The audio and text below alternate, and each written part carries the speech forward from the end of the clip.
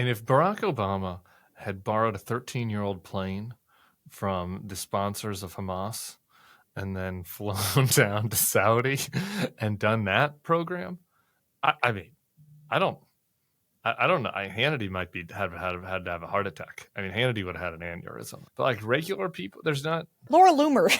Laura Loomer was the one. Laura Loomer's the one. Who would have known that the one principled MAGA will be Laura Loomer? Hello, everyone. This is JVL here with my best friends, Sarah Longwell and Tim Miller of the Bulwark. Hit like, hit subscribe, follow the feed, come hang with us not in Chicago. That show's sold out. I still have a couple tickets left for Nashville. If you are in the Nashville area, especially if your name is Taylor Swift, come and hang out at the Bulwark. Go to thebulwark.com/events. Yes. May 29th. Okay. We also it's a little teaser, but just for the next level gays, if you're in DC for World Pride 6/6, we might have something for you June 6th. So more details to come on next week's Next Level. But if you are a homosexual Next Level listener, make sure your Friday night is free in Washington DC. That includes lesbians. Is 2/3 of them. Lesbians are not homosexuals? Does that not They count? are, but sometimes when you say it, it doesn't feel inclusive, Tim. I mean it to be inclusive. Bis are welcome. Every guest I've had on FY Pod has been bisexual, basically, because I think everyone under 25 is bisexual. Transgender folks are welcome. Asexuals. Queers. All the members of the LGBTQIA plus community. I don't know about every member, but most of the members of the community will be welcome. What was Rick Grinnell's not invited. I feel like there was a moment. Demisexuals not invited. Okay, sorry, JP. I feel like there was a moment when there was a term that people were identifying for that was like, only sexually attracted to people they have emotional connections Demisexuals. with. That's what Demisexuals. And I was like, that's just basically humans? Women, right? Women. For the most part. No, not. I'm sorry, Sarah. I don't want to spoil the surprise for you, but that is not most men. But that does seem to be most of the women I've known in my life. Not all women, right? Not going to. But anyway, it's like, we're just going to make that a character class. Cool. Okay. Your favorite. You like that, Tim? Character class? Come on. I did like that. A little something for the effort. Your favorite president is in the greater Middle East, making deals left and right. He had a sit down with his favorite crown prince, gave each other a little handy under the robes, maybe. I don't know. Who can say? Is also gonna solve. Let's see, what's he solving? He's solving Gaza while he's there. He is reestablishing ties with Syria. Now that Syria is under new management, he seems to indicate that he is willing to meet with in Istanbul with the Russians and the Ukrainians, if that's a thing that they are open to doing, and maybe make a big, beautiful deal with Iran while he's at it. And also, thank you for the plane. I mean, I just feel like the guy's on a roll, and he's basically put to bed the entire Middle East over the course of like 12 hours. Is there anything he can't do? Did he solve Israel-Palestine? I mean, we're putting in the casinos, aren't we? Isn't that what we're doing? I think there's a little work left to do. Is that on there? Is that on hold? Because I was told when he said that, and some of us lost our minds and said, that's crazy, you can't do that, and also saying things like that. We were told that this was a very serious proposal and that it was very good and important. But now that it's not happening, I guess... it was all just art of the deal? Because that's how this game is played.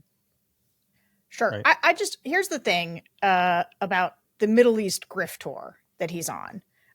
This is the astounding amount of personal enrichment that has come from specifically the Saudis, but the broader Middle East for Trump and his family cannot be overstated. We've actually all done several cuts of takes on this, but I think this is a good show for us to kind of wrap it all together.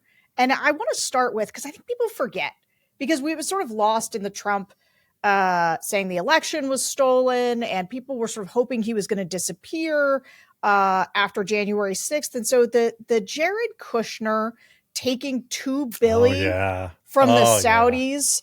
Small potatoes compared to what's happening lately. But that was like the extent. I think that, and this is where some reporting, some focus on this would be really helpful in this moment. Media, you guys should go check this out. The extensive ties that Trump, through his Live Golf, the LIV golf stuff that he did, through Jared Kushner, the fact that the Suns were just over there recently, putting together deals. Like, this is a Trump enrichment tour, a Trump family enrichment tour. And it ranges from the Cutter plane, right? Where even Republicans are kind of like, ooh, the optics of this are imperfect.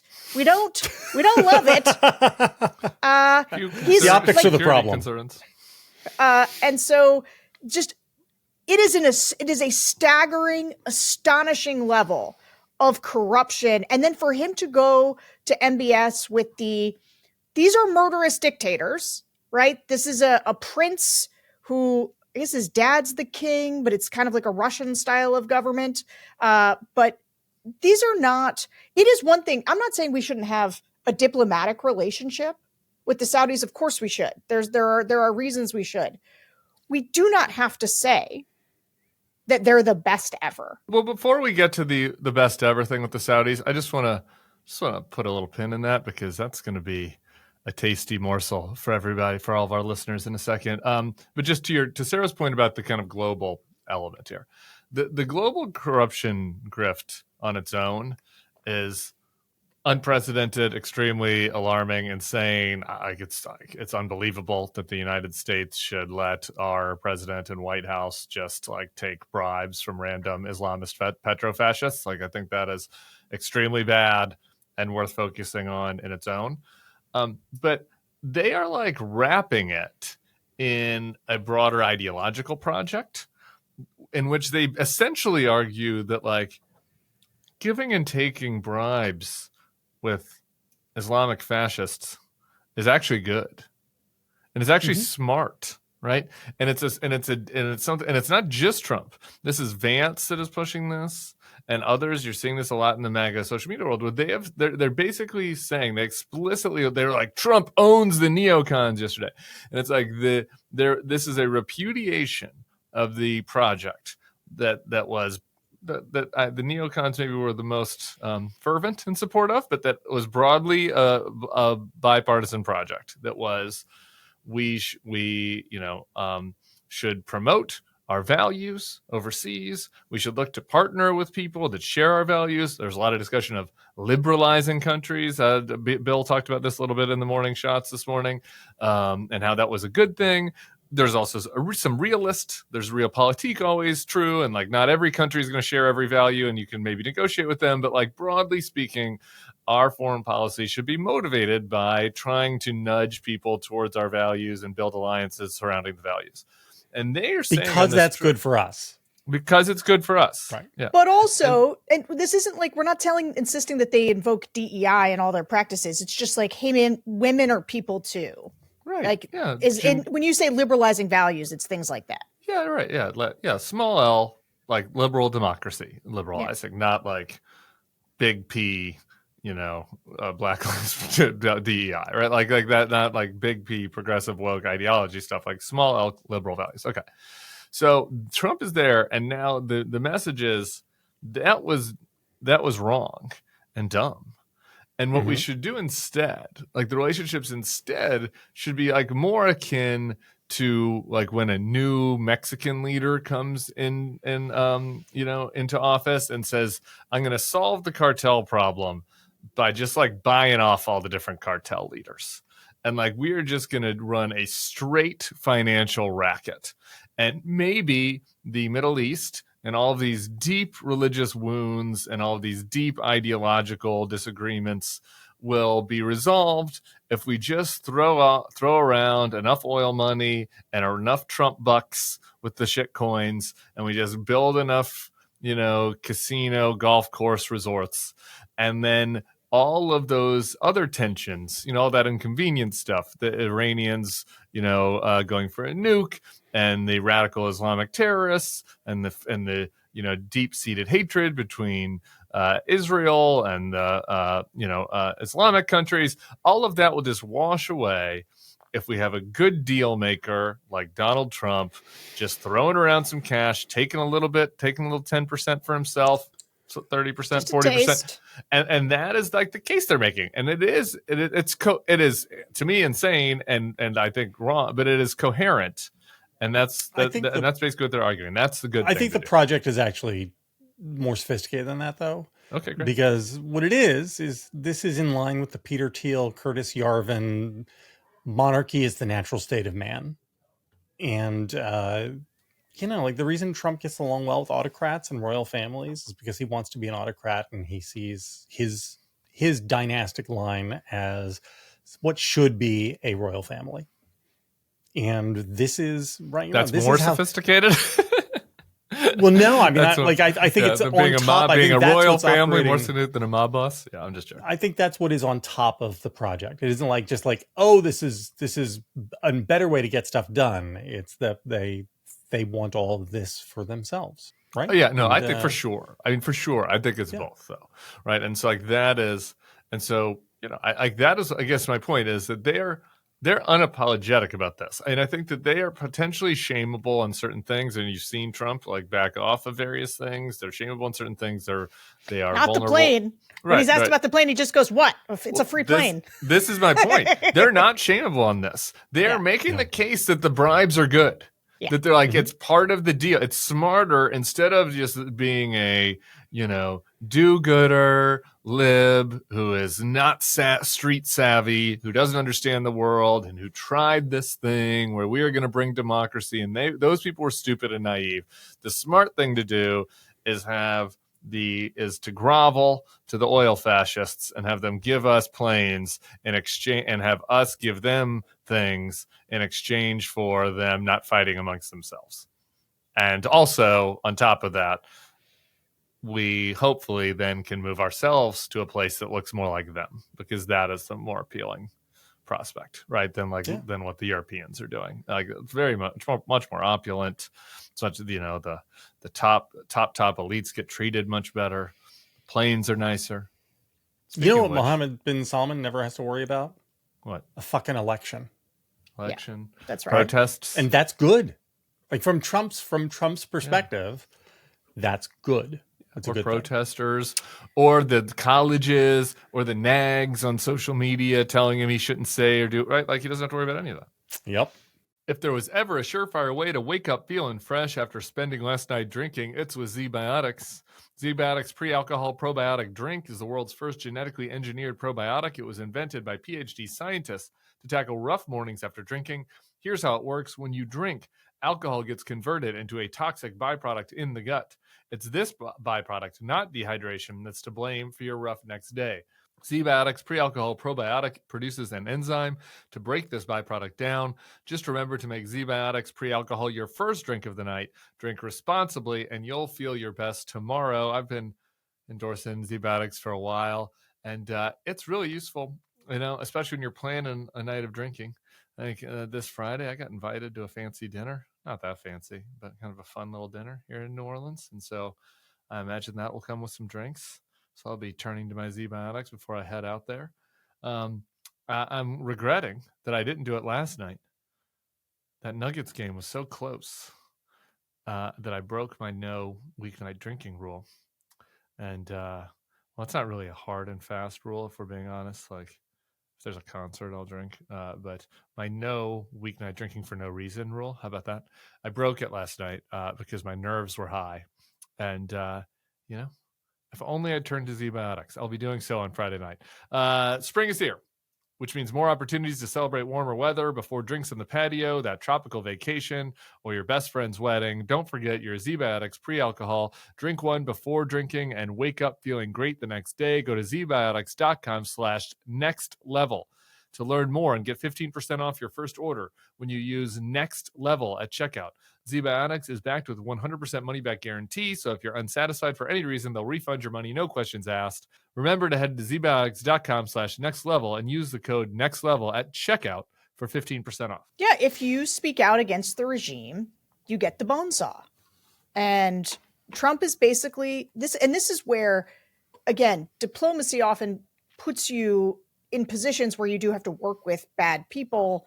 And that's so, and I think that Americans kind of let Trump off on some of this because people know that, like, I heard this a lot in focus groups when I was beside myself about Donald Trump standing on stage with Vladimir Putin and siding against America's intelligence community, because that was the first time I really thought, well, Americans aren't going to stand for this. And then I heard a bunch of focus group participants say, well, what's he supposed to do? He's got to talk to other world leaders. And so they didn't quite get what was happening in terms of what Trump was trading of America, what Trump was giving away, which is basically any moral authority. Which is exactly what's happening here. Yeah. So, JVL, to your point, the admiration and the desire to be like MBS is so great. I usually on the daily don't subject people to Trump's voice, but I have to tell you, I just read the transcript. I don't know about you guys, of the Trump comments about MBS yesterday. I just read it on Twitter. I didn't actually listen to it yesterday. Oh, I watched it. Okay, great. So you've already seen this, but I'm sure many listeners are like me. And so I just thought today it would be nice for us to all listen to it together, because I have a few additional thoughts. And we have great partners in the world, but we have none stronger and nobody like the gentleman that's right before me. He's your greatest representative.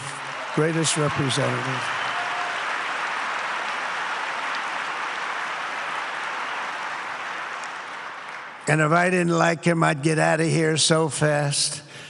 You know that, don't you? He knows me well. I do. I like him a lot. I like him too much. That's why we give so much, Too much. I like you too much. I mean, that is uncomfortable. It is uncomfortable. If somebody was doing that to me at the gay bar, I'd be like, that is a little much. You're making me uncomfortable. And it was a very horny flirt. I mean, Trump is tongue deep in the hole there, just kind of licking the taint and kind of working the shaft over and just doing mind the stepchildren, the whole thing. Just for you, and Sarah. He is going to work on MBS there, and you got Elon sitting right behind him. I mean, it was quite the scene. I thought I was kind of shocked, I guess, and it's what Trump does, because Trump does the fake suck up thing, he does the fake, oh, this guy over here, he's the greatest, he's the best. But he's smirking, and his voice, I don't know, that was sensual, I thought.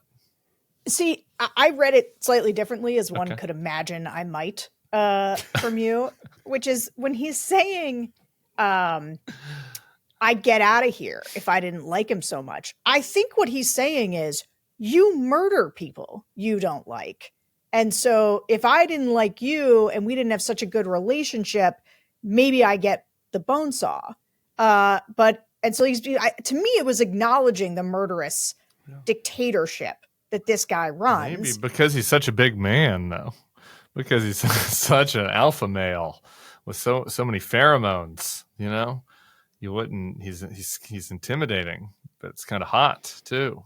Well, this is his thing with Putin, right? Is he does, and this, I guess I'll take it, the Musk of a dictator is, I use the term Musk advisedly, does have a real aphrodisiac, is it an aphrodisiac sort of effect on him. But I like him too much.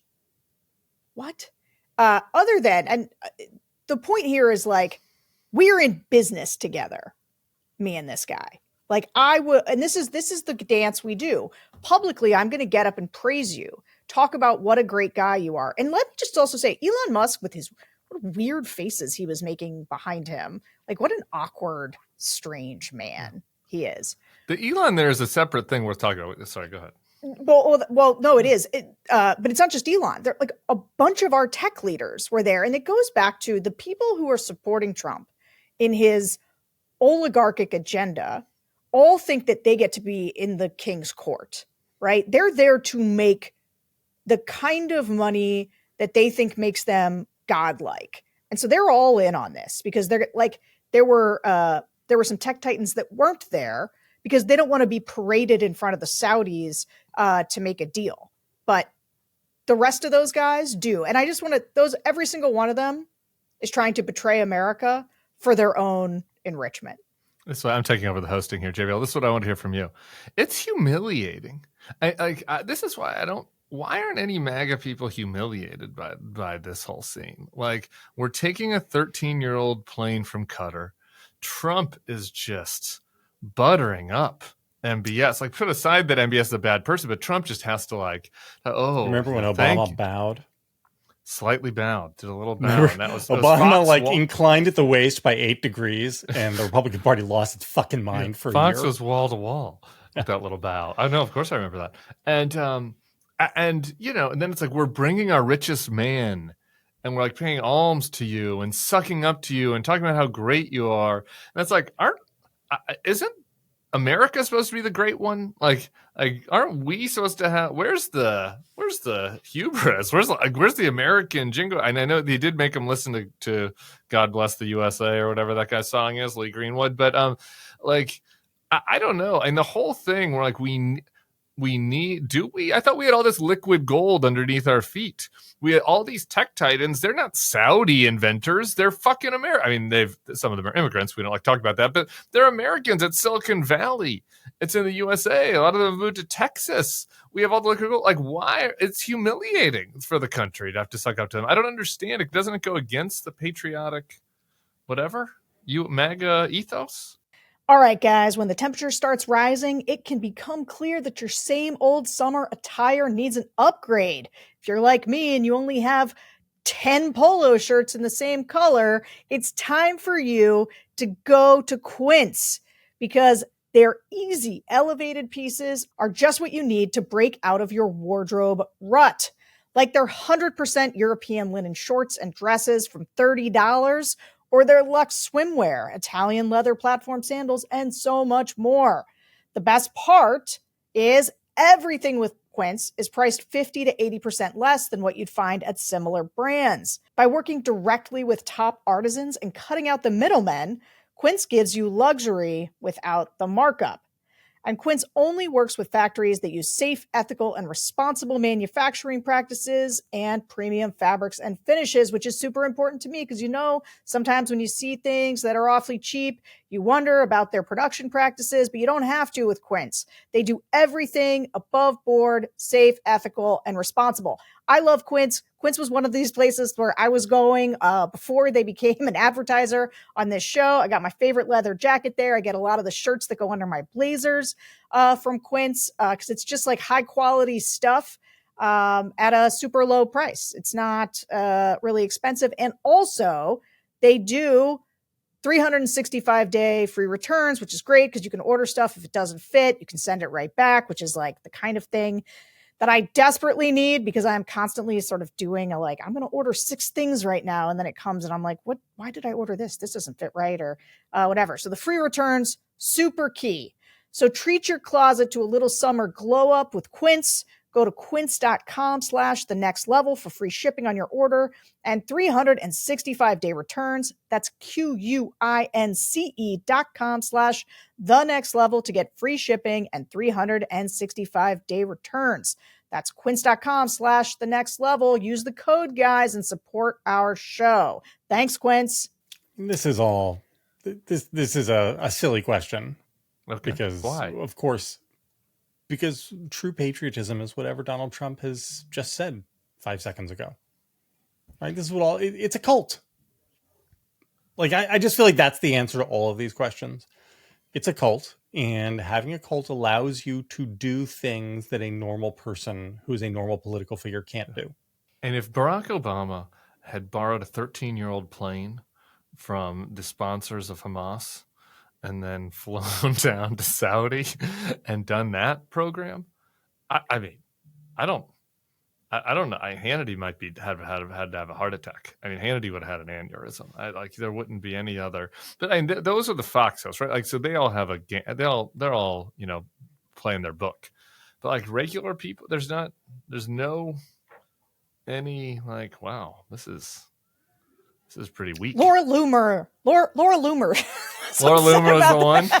Laura Loomer's So one. Who would have known that the one principled MAGA will be Laura Loomer? So I just wrote a little something about Trump's approval numbers, his job approval numbers. There's a Reuters poll posted this morning. We're recording on Wednesday, which was done Monday, Tuesday. So the survey was in the field Monday, Tuesday. Trump job approval up 2 points. So with all of the plane stuff, and don't tell me that people didn't know about the plane. Like, it was the biggest news story in America for 72 hours.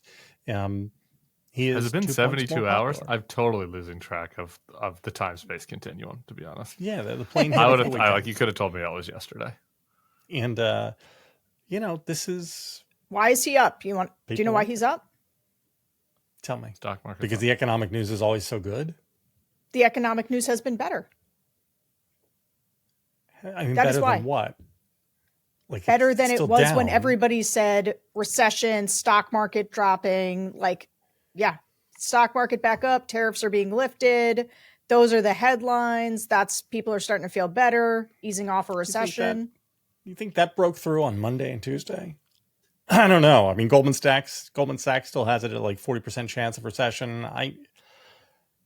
I don't know. I was under the impression that when, inflation started going back down, it didn't matter that inflation was going back down. The prices are still too high. And people, First of all, people are like, well, my 401k is still down. Like, yeah, 40%, I wouldn't but the 401k is not.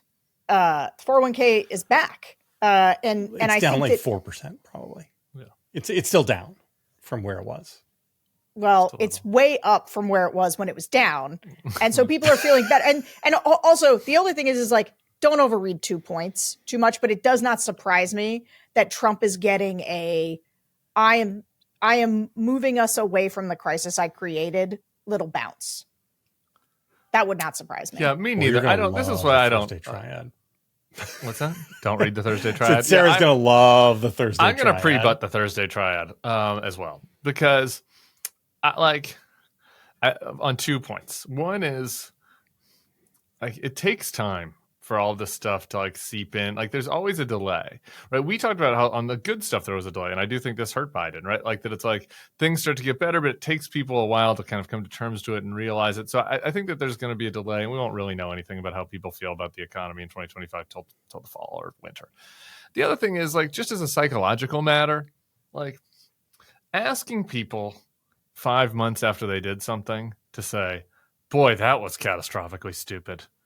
Like, that's just not how humans work. I wish it was how humans worked. There's some humans that work like this. There's some high performing people, but yeah, sure, JVL, I get it. I know you're a unique breed, but like, how long does it take for you to tell your spouse that they were correct in a dispute? Like, not immediately. Not immediately for most people. Look at this show where Sarah and I frequently, I'll say something and Sarah will be like, no, and I'll be like, yeah, you know what, you're right. That is a thing that happens like once every 2 weeks on this show. Sometimes you just need a little something in the middle of the afternoon to help you get through the rest of your inbox, or something at the end of the day to make your evening more enjoyable. That's where today's sponsor, Soul, can help. Soul is a wellness brand that believes feeling good should be fun and easy. Soul specializes in delicious hemp-derived THC and CBD products designed to boost your mood and help you unwind. Their best-selling out-of-office gummies were designed to provide a mild, relaxing buzz, boost your mood, and enhance creativity and relaxation. These gummies come in 4 different strengths, so you can find the perfect dose for your vibe. Choose from a gentle microdose, perfect buzz, a noticeable high, or a fully lit experience. And if you like their out-of-office gummies, you've got to try their new out-of-office beverage, a refreshing alcohol-free alternative, perfect for summer sipping. Plus, Soul has so many other amazing wellness products with or without THC, including a variety of gummies and capsules that can improve sleep, stress, pain, focus, bloating, and more. Just turn to that out-of-office beverage for my fridge, have them in the house. Got some folks in my life who aren't big drinkers, who've either gone sober or just kind of aren't into drinking. And we had a party a couple weeks ago, and I can tell you, these things were a hit, the out-of-office beverages. It's nice, it's chill, it's a good vibe, kind of puts you in a little bit of a party mood. It's a nice alternative. We avoid the hangover. So my pals liked it. I'd recommend it for you and your fridge as well. Bring on the good vibes and treat yourself to Soul today. Right now, Soul is offering my audience 30% off your entire order. Go to getsoul.com and use the code TheNextLevel.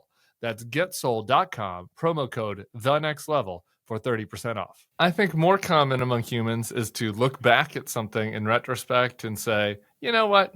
So-and-so had it right on that one. And by the way, there are a lot of stubborn pricks out there that won't even do that.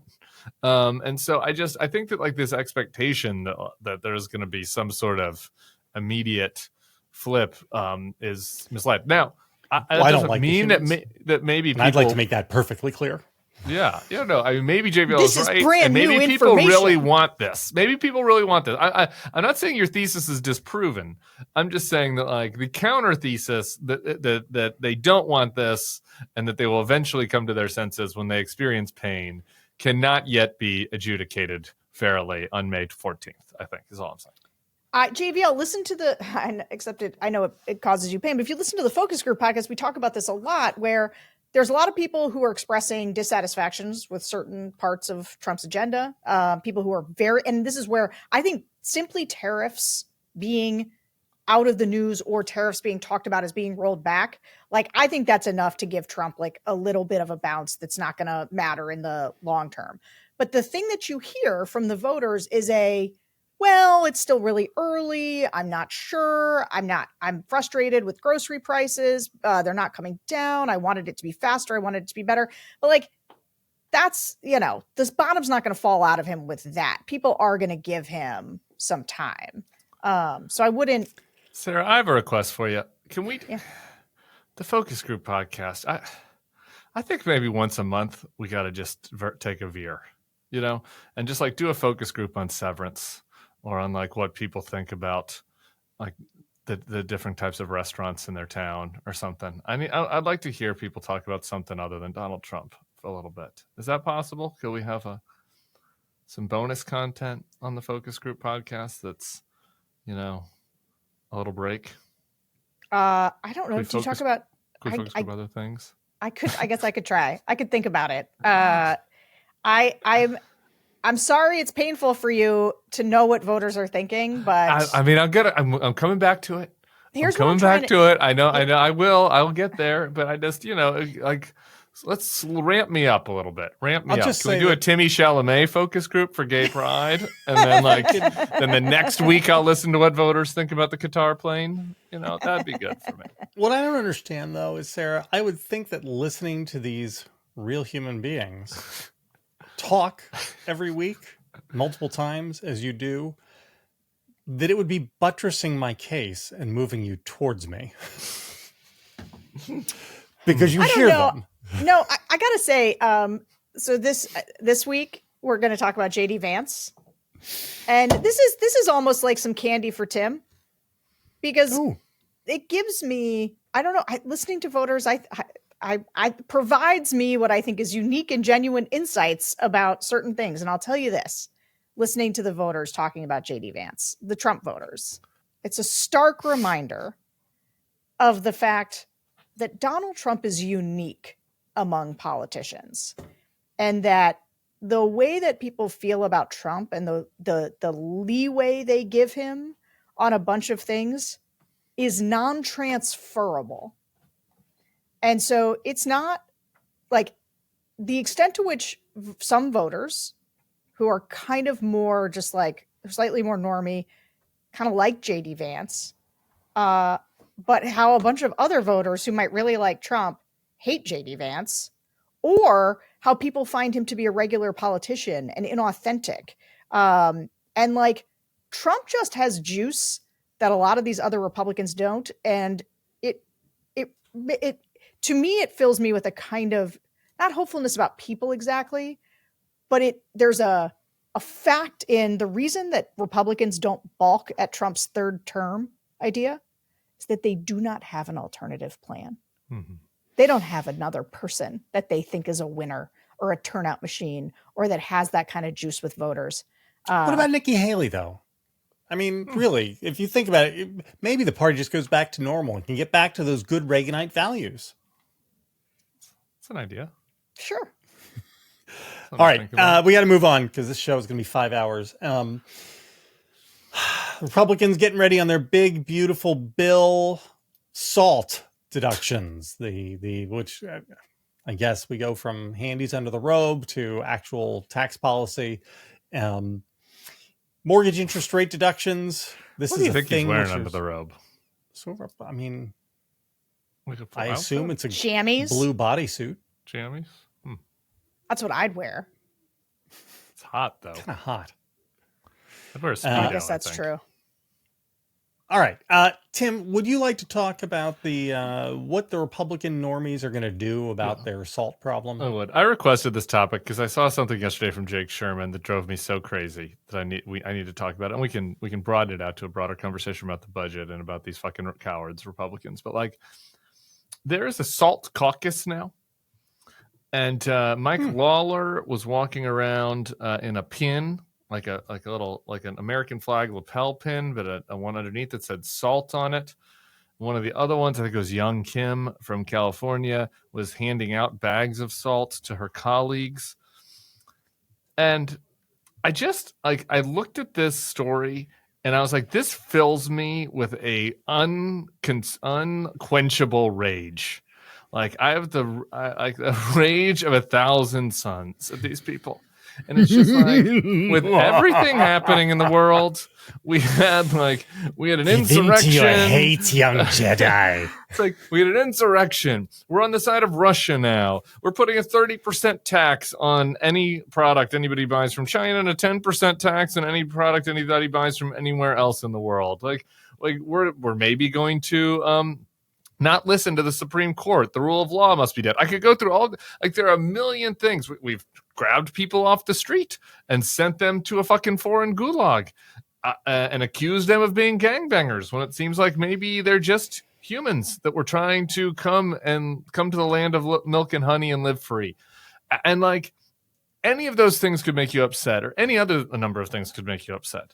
And yet there's like a group of 20 moderate House Republicans. And the thing that has made them upset is that their voters, their upper middle class voters, might not get one additional tax deduction.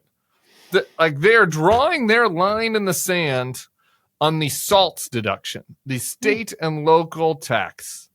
Like, I understand. You know, you want to do constituent services and your congressman must be responsible. But are there not any constituents in these districts that care about the rule of law, or that have a small business that's going to be ruined by the fucking tariffs, or, wrote an op-ed about Palestine? Like, it just, I'm like, this is it? When you're in your rocking chair, many, many years from now, Mike Lawler, and your grandkids come to visit you and they say, what did you fight for? In the wars of the 2020s. What did you fight for in the Trump years? Where did you plant your flag? You're going to say, Little Oakley, I planted my flag in defense of the SALT deduction. We wanted to ensure that we were able to deduct our state and local taxes from our federal taxes. That's the thing that I care about. Fuck you. Slow clap. Give me a break. That was awesome. I hate these people. Okay. I don't want to inject like normal politics into what is a moral creed of core, which I, of course, agree with. But like the SALT deduction thing is about their jobs. And like, this is actually super on brand for Republicans right now, which is 2026. They're coming for the Don Bacons. They're coming for the Mike Lawlers, right? Like, these guys are in the front line seats because they're in more liberal places, and they have more sort of suburban constituents, and they don't either want to lose their jobs in the wave, but they're like in a tight spot politically, just like normal politics. They're getting squeezed by Trumpier primary voters and more moderate general election voters. And in a wave election year, they're pretty worried. And somebody like Mike Lawler That dude clearly wants to be governor of New York, right? And so that's what this is about. Like I think it's funny. They will buck Trump potentially on things where they think it has like a personal advantage. They will not buck him on anything that is a bigger picture, protect the United States. But it is about their jobs. Yeah, let's talk about their jobs though, because I take the point. I understand that for I'm not justifying it. I know you're not justifying it. Let's look at this purely on politics, because I hear your point, but I kind of disagree with it, and I want to explore that. Okay. Because I understand that if you have a lot of middle to high, upper income constituents in New York or California or New Jersey, whichever one of those states JVL might live in, you have some people that are concerned about this deduction, right? Like somebody's telling me yesterday that actually if they just let the tax cuts expire, like upper middle class people in New York and New Jersey would actually get a tax cut because they would get their deduction back. Yes, that's right. So okay, so I get it. I don't get me wrong. I don't question that there are some constituents that think about that, and yet those same types of voters do care about others. I know the types of voters that Republicans have been losing across the board in a lot of other places. So I don't. They're engaged, right? Like I don't want to just totally dismiss the fact that suburban voters in San Diego and LA might also have other concerns beyond like their narrow tax rate, which they have a concern about. I think that's wrong. Like I think that we've seen the move from a lot of those voters in those districts to the Democrats. Like part of the reasons these guys are targeted is because Kamala won their district, right? And so the voters obviously do care about other things besides straight tax cuts. Like these are more high info voters in a lot of these districts, not all. And then number two, to me, the thing that is a much bigger threat to them than the SALT deduction is that the tariffs throw the economy into a recession. Like if the tariffs throw the economy into a recession or even a slowdown, to me, like these guys are fucked. Like they are screwed. If you are Mike Lawler, like you are screwed if there's a big economic downturn, and if it looks like Trump is crazy and out of control, we'll go right back to what happened in 2018, and there'll be just a wave that washes out all of these guys. And so to me, if I'm their political consultant, I'm like, no, the thing that you should be fighting on is saying, no, the Congress should get the power of the purse back. What is happening right now is going to hurt the economy. I'm going to be a check on Trump. I'd be positioning myself right now to be like, I will be a check on Trump, not on the other side. I think Trump is great when it comes to DEI or whatever, a stupid cultural thing. I love the name the Gulf of America, but I'm going to be a check on Trump when it comes to your pocketbook on the tariffs. And that might not work, but to me, that's much more potent than wearing a SALT pin. You can only criticize Trump from the Republican Party on stuff that he does not care about. And obviously Donald Trump doesn't give a shit about SALT, but he cares a lot about tariffs. Right. And so you can fight him on some minor microscopic piece of a policy that he doesn't understand anyway. What I don't understand from the Republicans' perspective is why not do the SALT deductions too? It's not like this is the party of fiscal responsibility. No. Why deny any cover to any Republicans anywhere? Yeah. Right. I mean, the reason to not do it is to be like, well, because we got to pay for all these other taxes. So what? You're not paying for anything. Throw another log on the fire. Yeah, Warren Davidson, just to your point, Sarah, I'll set you up for this. Warren Davidson, the guy from Ohio, congressman, sent a tweet yesterday. He's like, it's kind of crazy that we're debating between one version of the bill that's going to be a $16 trillion debt bomb and the other one that's going to be a $20 trillion. Like that, I just to put a point on it, that's the debate that's happening. But sorry, Sarah, go ahead.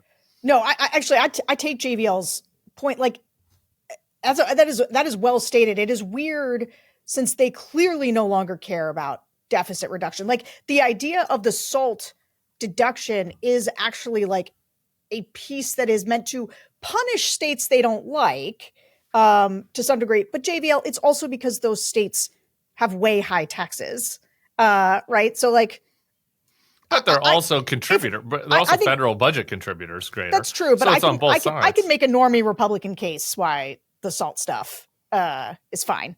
I don't give a fuck about it either way. Well, that's right.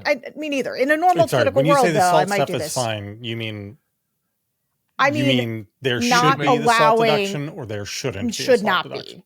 Like that you don't let California, New York, New It's Jersey. funny though. You just said I could make a normie Republican case for not having the SALT deduction, but it's the supposed normie Republicans that are the ones that are demanding the SALT deduction, right? That's like, right. Well, you know? that's just rent seeking, right? That's just their normal rent seeking sort of political stuff. This is like Trump just be like lying about the I'm going to lower grocery prices. I'm going to end the war in Ukraine and Russia in the day one. Like he just lies about this stuff. They don't actually care about any of it. So it is actually trying to pay for some of the things that they're doing that are debt bombs is like the responsible thing. Why they don't even seem like they care about doing the responsible thing anymore. And $20 trillion though, can I just say, Trump is going to push, it's 10 years. A $20 trillion addition is what Republicans are going to do. They're going to push us close to $60 trillion in debt.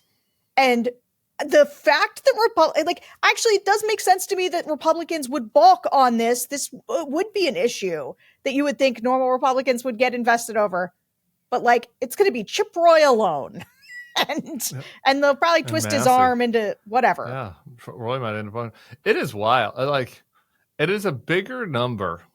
It's a bigger total number than the Biden, either of the Biden stimuluses, the Obama stimulus, the Trump tax cuts, the Bush tax cuts. It's going to cost more than all of that. Like what they're proposing at a much worse time. Like back then, there was like when we were at ZERP, not to get nerdy here, but when we were at ZERP, you at least have an argument that you put more debt on, like you're trying to recover from the economic, recession, right? You're paying low interest. Inflation was super low. Yeah, we're paying. Yeah, like we're different. paying huge interest. Like we paid I think it was $100 billion on interest last month on the debt. So it's insane to do it. Like it's the biggest debt number, and we're doing it at the stupidest time. Yes, and they're just going to jam it through. So let me answer my own question. Because I think there are three reasons why they won't do it. The first is because they want to hurt people who live in SALT. Why they won't do the SALT? They do want to hurt the people who live in blue states. Yeah. And if some of their people are collateral damage to that, so what? Two. Mike Lawler's not the best soldier anyway, so screw that guy. Two, they don't care about losing the House. That's baked in to begin with. They're going to lose the House, but also it doesn't matter because Trump was never going to use the House to pass legislation anyway. Again, his view is monarchical, not executive. He's not there to pass bills. And third, because at the end of the day, it is better for him to have a Democratic foil in, Hakeem Jeffries or somebody else leading the House than it is for him to be in this position of trying to manage a coalition and stuff like that. And so anything that can make the Republican Party more MAGA, even if it's at a smaller scale, is of benefit to Trump. JBL, this is a deeply insightful point, actually. I thought you were going to disagree. Don't say the actually. No. Just like it's a deeply insightful point, JVL. Yeah, but not so the thing about Trump would love for Democrats to come in and try to impeach him again because nothing will focus the mind of his people like him getting impeached. And so I agree with that. But the piece I had not thought of or had not clarified in my mind that I think is really deeply correct is that Trump's not using Congress at all, doesn't care about them, doesn't need them for his agenda, and therefore has no incentive to protect vulnerable Republicans. That's like a piece of normal political brain that actually I haven't turned off. There's just a part of you that thinks, well, of course it's going to matter to the political apparatus that they maintain control of one of the houses of government. But if you don't have checks and balances anymore anyway, what does he care? They've passed Screw nothing. Mike Lawler and Don Bacon. They're out there. Don Bacon's out there, moaning over Ukraine, and Lawler's bitching about the SALT taxes. I don't care about these guys. Let them go. Other places that Republicans are losing. You guys don't remember Wide World of Sports. We turn now to Omaha. Well, not other places, actually, because that's Don Bacon's district. It is. Where Democrat John Ewing beat Jean Stothert, who was a Republican seeking a fourth term as the mayor of Omaha. He beat her by 13 points. and becomes the first black guy to be mayor of Omaha. I don't know how much there is to be made of this. I've got Probably some very things to little. make of it. No, No. But it's nice. No. Okay, please go ahead. There's big picture stuff. Tell me more. Okay, tell me more. I got two main things. One is just on Don Bacon. I think Don Bacon. If these are like the little indices of the kind of correction that is coming, I think Don Bacon, who is in a district, Kamala won, like it's basically is the Omaha makes up much of his little thing there. And so he's probably toast. That's like a seat that's going to go. Can I interrupt to ask a question? I think he's retiring too. I think he's going to Why retire. wouldn't he party switch? He should party switch. I say this on Twitter all the time. No? Tim, He's you're not shaking your going head. to. This is I'm shaking my head because I don't understand. I don't agree. Because that's the thing that never happens. No Right. moderate Republican becomes a Democrat. Moderate Democrat. He would win. Maybe He he's would tired win. of Congress, but he would win. I mean, there are only a couple of them left. Like this was a more potent point like 6 years ago, but like during the first Trump term. But like it's him, it's Fitzpatrick maybe in Pennsylvania. And like maybe that's it, honestly, because Lawler's been such an asshole on CNN. The Democrats like kind of hate him. It's like more of his personal, comportment than his policies. So maybe there's one person I'm forgetting. So there's only a couple of them left, but Bacon could. I think he would win for sure. well, but this is the part of the bigger point on this is that Susan Collins. I'm going to extrapolate out to the Senate. Yeah. Right. There's no path for Democrats on the Senate unless they like get some of these moderate Republicans. And I, for a long time, have been a defender of needing the moderate Republicans in there. But to Tim's point about it being a new moment, like what good is Susan Collins? Like what good is Mike Lawler? What good even is Don Bacon? Like he is right. He has been emphatic on a number of points. He's one of the few, he's a very lonely voice in the Republican side, but like, why is he better than just having a normie Dem from Omaha there? Like, I can't make that case anymore. In the first term, the case was from a center-right point of view, right? Like the case was, okay, you want to rebuild the party.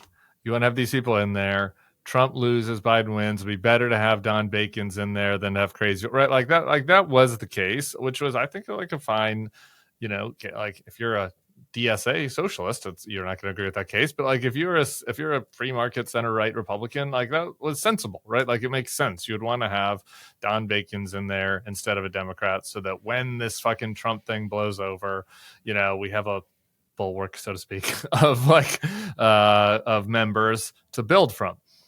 But like that's gone. That's dead and gone. So I don't know what the case is now. Yeah, I don't see a case. The second point I just want to make on this is that I think you could extrapolate nationally is this candidate took the bathroom stuff head on and was just like, why are you such a creepy bathroom stalker? And that was good. Like that worked. Like, and I'm not saying took it head on, like made it, such a central issue, but because she was making it such a central issue, she like Nancy maced the whole thing, right? Like, I'm going to stand outside the bathroom and be like, why do you let everybody in here? And he was like, I don't know, man, you're freaking me out. And like the memes were like her under the bathroom stall door.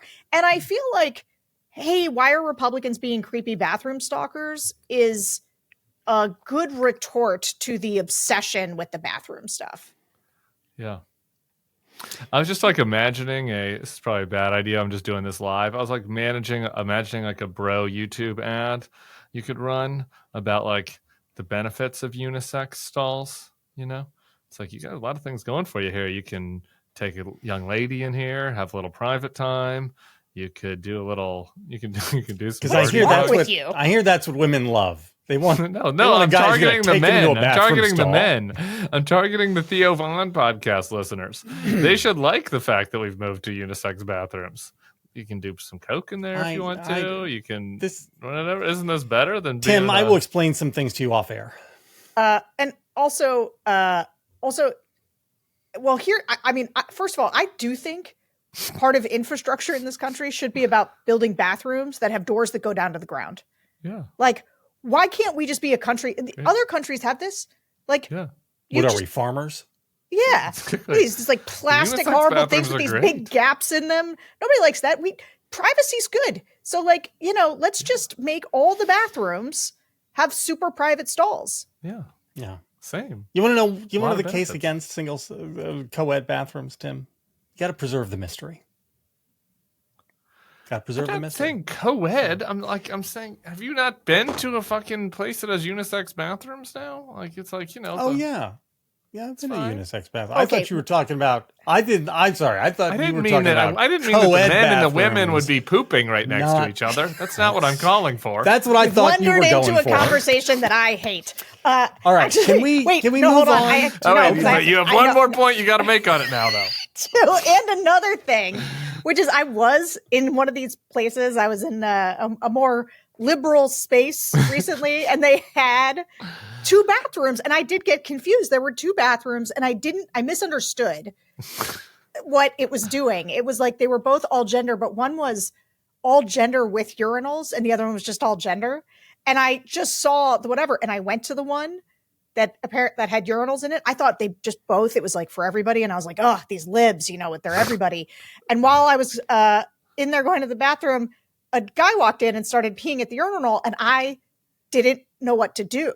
Like, I was like, I got up and like raced. I was afraid of violating his privacy. He was peeing in a urinal. And so I like raced by him and like, quick rinse on the hands, trying to get out of there. I didn't want him to feel embarrassed because this is why we have Trump. Moment right there. Yeah. I don't want those bathrooms. Okay. I have a friend who went to college where they were single sex bathrooms, and I would just say both of the things happened. Like, A, assignations took place, but B, all the mystery was gone because, the kids are just pooping next to each other. Don't want that. Definitely great. Don't want that. All right, but on the same theme, roughly, we go to Texas, where John Cornyn, who was nearly the Senate Majority Leader, is basically going to get schlonged by Ken Paxton. This is a very Susan Collins question, right? What is is it better to have John Cornyn, who will vote with Trump 100% of the time, but who isn't insane and isn't corrupt and won't commit crimes himself? Or is it better to have Ken Paxton, who has, I guess, a 2% chance of losing the seat, but also will do criming and vote with Trump 100% of the time? I think he has more than a 2%. I'm not saying it's super high, but there's more than a 2% chance that Ken Paxton could lose. I agree with that. It's like 15%. I'd go even higher. Yeah. Like you'd go to 25, 30? Yeah, 25. I mean, he would be the favorite for sure. Yeah. But I think he'd be more like I was going to make an NBA analogy. Like, it wouldn't be it'd be more like Thunder Nuggets, not Thunder Grizzlies, So I don't understand that analogy, but what I do understand is that I would have made, again, and it is like a Susan Collins question, I would have really made the argument 5 years ago that it was important to have sort of Normie Cornyn over Ken Paxton. I don't think that anymore, in large part, not because I have changed, but simply because the demonstrated impact of normie Republicans has only been to give people a sense of safety where there is none, because none of them actually act. If they had done anything to demonstrate that there was a material difference between a Ken Paxton and a John Cornyn, I might believe that. And maybe behind the scenes, they're temperamentally different. But at this point, John Cornyn, did you see the thing that he did where he put out a picture of him reading Art of the Deal? And I was just like, you're a grown ass man. I've met you in person. You're enormous. And you're just kowtowing to this. So forget John Cornyn. Let them have the real corrupt MAGA candidate that they want, who was literally impeached by his own party for being so corrupt and then eventually acquitted and let back in. Let's let him have. I am very much arrived at let them get what they want. Yeah, John Cornyn is a piece of shit. He has not done anything that was of any use. So why keep him? And it was kind of like I had this argument with Karl Rove when we were on the panel in California where he was making the case for Tillis. And I was like, what exactly is Tillis is doing that is different from what Mark Robinson is doing? And I guess you could hypothetically, the only case I could listen to on this, but then the person making the case would have to have a Tim Miller, Bill Kristol level of TDS. But but conceivably, you could argue to me that if Donald Trump does try to run for a third term, Tom Tillis is more likely to say no to that than Mark Robinson or John Cornyn than Ken Paxton on the margins. And so it'd be better to have him around. And I've never heard anybody make that argument. That is an argument that could be made, I would say. But short of that, these guys haven't done anything. John Cornyn didn't vote to convict Trump on the first time. So what's the point of having him? He's doing nothing. He sucks. The interesting thing to me is on the Democratic side of this. Our colleague Lauren Egan wrote an article that some people on Blue Sky did not like about how the Democrats are not having serious conversations internally about winning some of these seats. And I think this is so important. And I just want to just sit on it for 1 second because I haven't had a chance to talk about it on my pod, which is this is unfair. So progressive listeners who are mad about this, it's unfair that the way that the Senate makes our situation such as this. But for the Democrats to win the Senate and certainly for the Democrats to win the Senate and have any sort of breathing room on votes to get anything passed, they have to win in places like Texas, North Carolina is the closest one, but beyond that, Texas, Iowa, Ohio, Florida, they have to win in those places. The math just doesn't work. Even if they sweep all the swing states, sweep all the blue states. I wasn't planning on talking about this, so I don't have the number in handy, but I think it's 52 senators because you could pick up, one in Pennsylvania, one in a couple of, it might even be only 50. So there's no path to a real durable majority for the Democrats. That's not true for the Republicans. The Republicans could get up to 60 if they just started winning purple states, right? If the Republicans just started actually winning the Senate seats in Nevada, Wisconsin, Michigan, Arizona. Pennsylvania, Arizona, they've been losing. They could get up to a 60 vote majority with no filibuster, no nothing, where they can do whatever they want. And so I saw some people on Blue Sky going after Lauren, and some Chris Hayes came to the defense of the article, and some others, and saying to them well, why do the Democrats have to do this? Why doesn't everybody say the Republicans have to moderate? And my point is, well, yeah, and A, we at the Bulwark say the Republicans should moderate all the time. They just don't listen to us. But B, the reason why it's imperative for the Democrats to think about how they can win in states like Texas without running just generic candidates is that in order to do anything, they need to win. If Ken Paxton gets nominated, it's actually quite important that the Democrats nominate someone that moves their chance up from 15 or 25% or whatever to 40%. And that person, and I don't exactly... It's not Beto, right? It's probably Matthew McConaughey. Right. And so anyway, I'm not saying that person is Liz Cheney or that person has to be my exact person. There are a lot of different ways to skin the cat. As far as being heterodox, it doesn't have to be my way exactly. I think that being Liz Cheney is probably a better bet than just being generic Democrat. But even still, I think there are probably better bets than Liz Cheney for sure, as far as doing well in those what's in the southwest part of the state in the valley where there's a lot of Hispanic voters, right? There are a lot of ways. A Ruben Gallego, maybe, probably even a little bit more heterodox than Ruben Gallego, right? My point is that that is it's a very important conversation that needs to be happening that isn't, that Lauren was writing about, and to me, I think that's actually more important than the Cornyn Paxton race. All right. Well, before we leave this, I would like to say that there is, and I hate myself for saying this, there is an opportunity cost aspect to having Paxton over Cornyn, right? So if Cornyn is in the Senate, he might vote the same way on things that come before him that Ken Paxton would, but he might not push for things that haven't happened in ways that a Ken Paxton would. That's a totally sane take. It is. But I think that now that we've sort of, I came around to this. So, now I have the zealotry of a convert, but I think that the normal-ish people, or people who code normal, who go along with Trump, ultimately do more damage in the long term to normalize what's happening and bring a set of Republicans along that otherwise might not be there when you've got a Ken Paxton. Like, I think the MAGA that's party, a real cost. Yep. It is. And I just think long term, it has to be the thing that it is. And the more you cover it up and give people the sense of like, no, responsible people are still in there doing something, I think that's a net negative. No, that's, I agree. All right. We got to wrap this up because I got to go write a bombshell newsletter, breaking news that people are going to love. But before that, some more Joe Biden stuff. Who would like to kick Joe Biden first?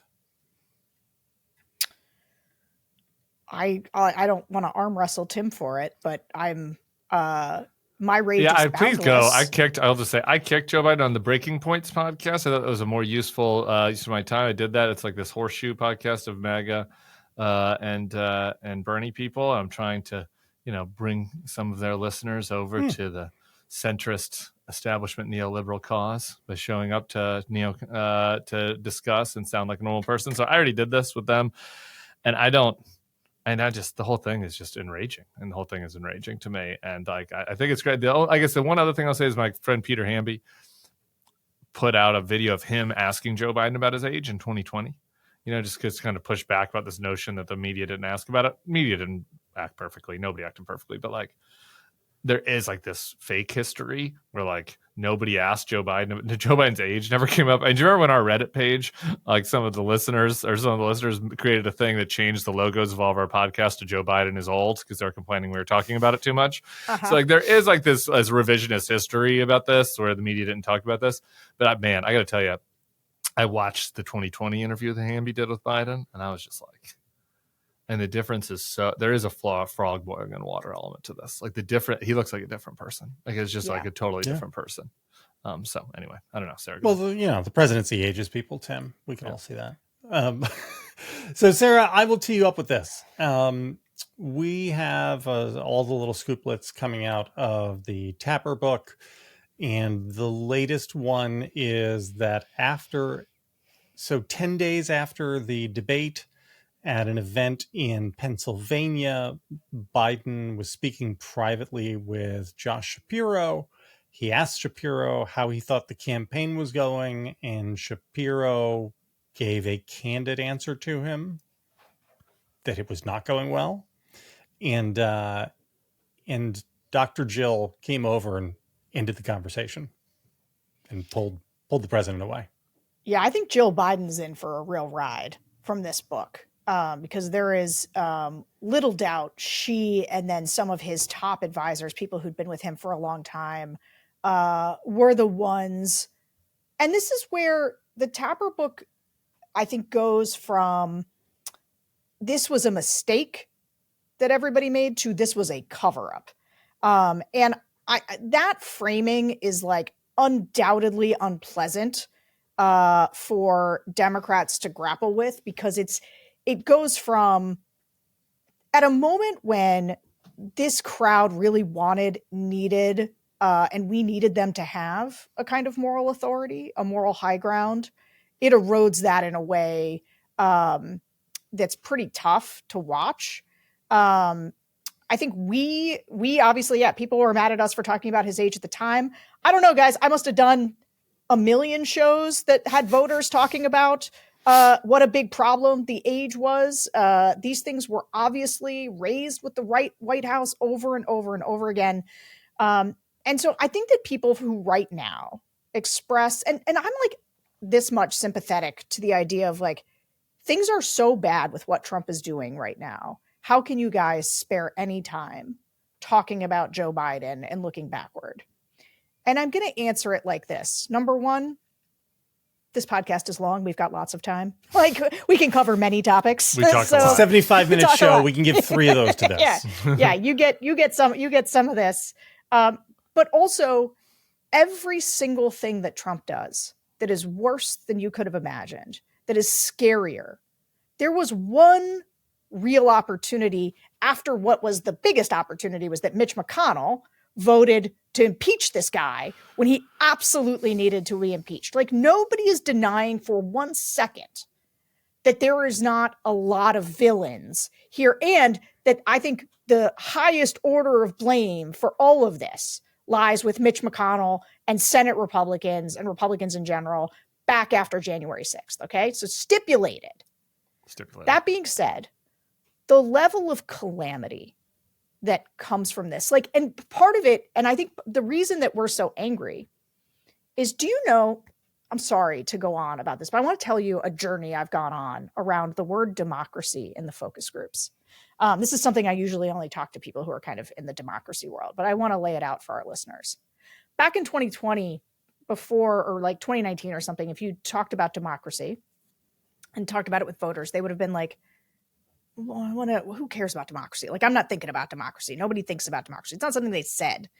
But come 2022, right, democracy started to have its moment because Donald Trump had denied an election, denied that it had happened, denied that he had lost, and had fomented an insurrection. And so, Republicans were on their back foot on democracy. Now, of course, Republicans were making some inroads on their democracy argument by claiming that Democrats had stolen the election, right? So suddenly democracy is a thing, but it's kind of polarized along party lines.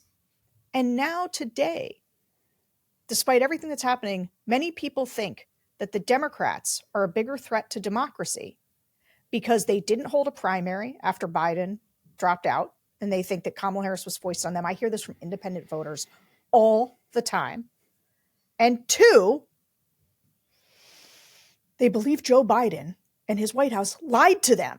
They believe they were gaslit and lied to. And so when people are like, hey, Trump lies and everybody believes them and it makes me so mad, you do not realize the level of anger from voters, pretty normal voters, younger voters, who cannot believe that Joe Biden ran again, that it was kept from them how bad it was.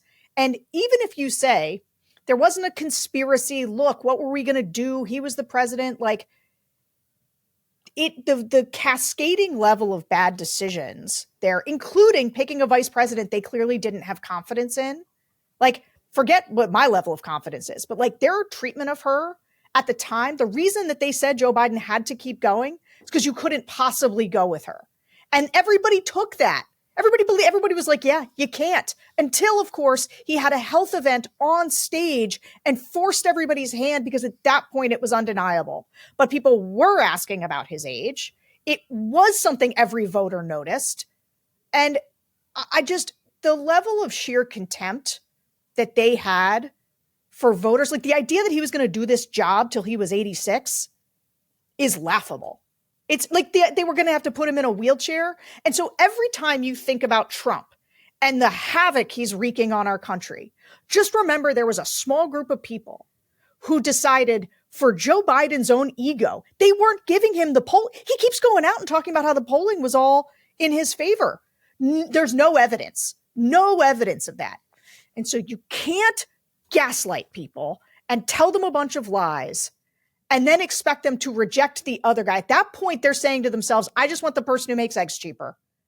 And then so when you talk about how dumb the voters are, like JVL, like, I'm sorry, but like, it's not irrational of them. Obviously, I think the choice was clear. And obviously Kamala Harris was ultimately the choice. But Joe Biden did an enormous amount of damage. And the vast majority of the blame for what's going on right now, I do not put voters above Joe Biden. I put Mitch McConnell and then Joe Biden and his family. I put the voters were the number you 2. I would say this is not a defense of Biden and his inner circle, who I totally agree deserve quite a lot of blame. But Donald Trump we have him talking to Bob Woodward, explaining why he was lying to America about COVID. It is not the case that people automatically don't like being lied to, right? This is a thing that, like, it's this weird shifting, like, oh, they really care about promises not being kept. Well, Trump didn't build a wall. Well, they don't care about that promise, like they care about being lied to. Well, Trump lied to them about COVID. And he told Bob Woodward he's lying because he didn't, it was going to be really bad. Well, he didn't care about that lie. Like, it's all shifting, and it's always in the same direction. It's always shifting in the direction of, but when Trump does it, or with Republican voters, it's different. It's with normal voters, the people who aren't mouth breathing burgers, they, have to be treated with a level of respect. That being said, I just want to recapitulate something you and I talked about a little bit on our show, which is in the every institution failed.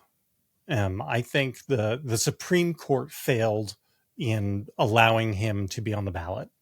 I think they failed in creating a writ of immunity for him. The actual criminal court system failed. It put a judge, Eileen Cannon, there, who was just, the fix was in from the very start. The Democratic Party failed. Not for lack of trying, but it failed. The Republican Party failed. Joe Biden failed to be clear-eyed about his chances. The people around him failed to be, again, just clear-eyed about. He was not running against Thurston Howell III, right? It was not. There have been elections in American history where it would have been just fine to flatter the ego of the guy at the top of the ticket and let him lose, because who fucking cares? Right? Like, it's fine. Everything's between the 40-yard lines. If the donkey is the president, great. If the elephant is president, great. Right? People will be unhappy, but things are not going to be bad. The republic's not going to go away. And so I just, boundless contempt for the people who tried to make this happen. Well, let me ask you guys something, because I think the question is, so they're going to bring out a bunch of these revelations, and for people like us, it's just going to make us so mad that we're going to want to talk about it a little bit on here. But what do you think do you think there's any broader implications, or is it just looking back at a moment that happened, or does it do some lasting damage? I mean, there's lasting damage, and I think it's extremely consequential. I mean, I just don't like. It's just not fun to talk about, and it's and I also don't like having even the Tony Blinken thing. I'm like, okay, so I have to have Tony. I guess Secretary of State wants to come on the podcast. I should have him on the podcast, and it's now I got to do 8 minutes of berating him about Joe Biden. It's okay, I'll do that, but I feel like my piece has been very clear for anybody who listens, and so the whole thing, and there's so much stuff to talk about.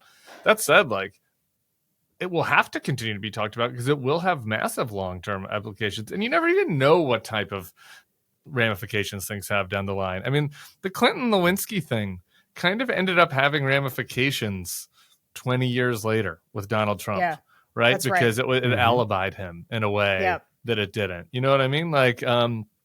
The fucking Harriet Miers pick ended up having ramifications, right? History is contingent. Huge ramifications. Things end up having big ramifications. Pete was in Iowa yesterday, Mayor Pete, and was asked about the Biden thing. Has to give an answer. That becomes a news story, so it'll become a story in the 2028 campaign. Yeah. So I mean, for the folks who, and myself included, by the way, who just to Men in Black myself from ever having to think about this again because it's fucking unpleasant. I get so mad at the people around it, and I that's fine, but it's just it's definitely going to continue to have ramifications for sure. And actually, so this is the answer that I would give. One of the reasons that it matters is this is for crisis communications professionals, there's sort of a rule, right? You want to tell it all, tell it fast, tell the truth, because you are trying to get this story locked, dead, out of the way. Democrats need to cut off the Joe Biden thing, and and Tapper's book's a good time to do it. It is a moment for someone like Pete, and Pete. I saw Pete's answer. It was fine, but this is going to be the "Do you think the election was stolen?" litmus test question that Democrats are going to get, and it's going to be the problem is that they're going to be caught between maybe a base that doesn't really want to hear a, litigation of things with Joe Biden, and another segment of voters that is going to want to hear them be honest. That's going to hear, and that is going to be a moment, I think, going forward. It's gonna be tough. And so Dems should get it out of the way now. If I could just sort of crystallize this a little bit, I believe what Democratic voters want in this moment right now is fight. And the problem this presents for Democrats who are running is that there are two ways of looking at what is the fight response. And like the one way is the fight response is you don't give an inch and you don't kick the other guy. You come out hard again, but the other side of that coin is the fight response is like being brutally honest and in your face about the truth. And I think that's going to be the problem that a lot of Democrats have with this, is they're not going to be able to figure out which side of that is the more appealing one to project. Well, I'll tell you, I think the three of us are all in agreement that the answer is you go out and. I actually don't know that.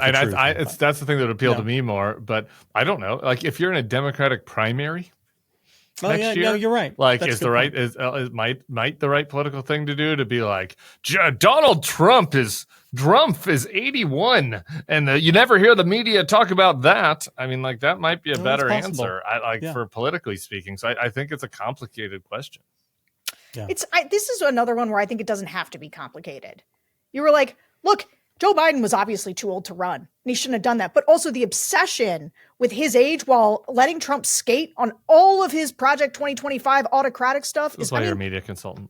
Yeah, I'm not actually, but like I was. And these things are, again, say the thing that you believe to be true, because I believe what I just said is what most of those Democrats believe to be true, that it was absolutely wrong for him to run again. It was a catastrophic mistake. And also that the way in which that became like the idea that was worse than like everything Trump was saying he was going to do, and then what he had already done, like, is also ridiculous. Guys, tell us what you think about this question in the comments. Go fight about it.